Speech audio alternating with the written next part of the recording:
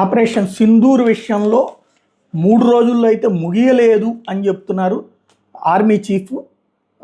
దూరదేశం పాకిస్తాన్తో ఆపరేషన్ సింధూర్ పేరిట భారత్ మొదలుపెట్టిన పోరు కేవలం 3 రోజుల్లో ముగిసిపోలేదు అంటూ ఆయన తాజాగా ప్రకటించారు. ఢిల్లీలోని మానిక్ షా సెంటర్లో జరిగిన operation Sindoor the untold story of India's deep strike inside Pakistan పుస్తకావిష్కరణ కార్యక్రమంలో ఆయన ప్రసంగించారు. మే 7వ తేదీ తెల్లవారుజామున భారత్ ఆపరేషన్ సింధూర్ పేరిట ముష్కరమోకల స్థావరాలు నేలమట్టం చేసింది. వెనువెంటనే పాక్ డ్రోన్ల దండుతో దండెత్తింది. వాటి మన బలగాలు నేలమట్టం చేశాయి. ఆ తర్వాత పాక్ వైమానిక స్థావరాలను మన క్షేపంలో నాశనం చేసినాయి. ఇదంతా మే 10వ తేదీని ముగిసిపోయింది అని అంతా భావిస్తున్నారు. ఇందులో కొంత నిజం ఉంది. నిజానికి మే 10వ తేదీ తర్వాత సైతం ఆపరేషన్ సింధూర్ కొన్ని రోజుల పాటు కొనసాగింది. అయితే ఆ కాలంలో దాడులు చేశామా లేదంటే ప్రతి దాడులు జరిగాయా అనేది చెప్పకూడదు. కానీ ఈ పోరు పరిసమాప్తికి ఎన్నో దశలను దాటాల్సి వచ్చింది. ఇరు దేశాల మధ్య ఎన్నో సంప్రదింపులు జరిగాయి. ఇవన్నీ ఇప్పుడు నేను బయట పెట్టలేను. ఈ పుస్తకం మన సైనిక ఆపరేషన్ జరిగిన విధానాన్ని మాత్రమే కాదు, మన సైనికుల ధైర్యం, వృత్తి నిబద్ధత, అసాధారణ స్ఫూర్తిగాథలకు దర్పణం పడుతుందంటూ ద్వివేది చెప్పుకొచ్చారు.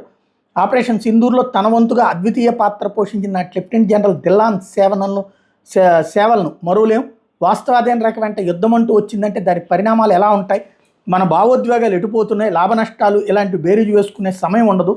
సవాళ్ళను ఎదుర్కోవడం మీద మాత్రమే ఆర్మీ దృష్టి పెడుతుంది. అందుకే ఆపరేషన్ సింధూర్ అనేది ఎవరికీ సరిగా స్పష్టంగా తెలియని కథే అని చెప్పుకొచ్చారు. ఏదైనా యుద్ధం అంటే ఆపత్కాలంలో ఆర్మీ, వాయుసేన, నావికా దళాలు ఎవరికి ఇచ్చిన బాధ్యతలు వాళ్ళు తలమునకలవుతారు. ఇలా వేరువేరు బాధ్యతలు కాకుండా సమిష్టిగా అత్యంత ఖచ్చితత్వంతో, సమన్వయంతో ఒకే యుద్ధం ఆపరేషన్లోనే పాల్గొని విజయకేతన ఎగరవేసేందుకు ఏకీకృత సమన్వయ వేదిక థియేటరైజేషన్ అవసరం.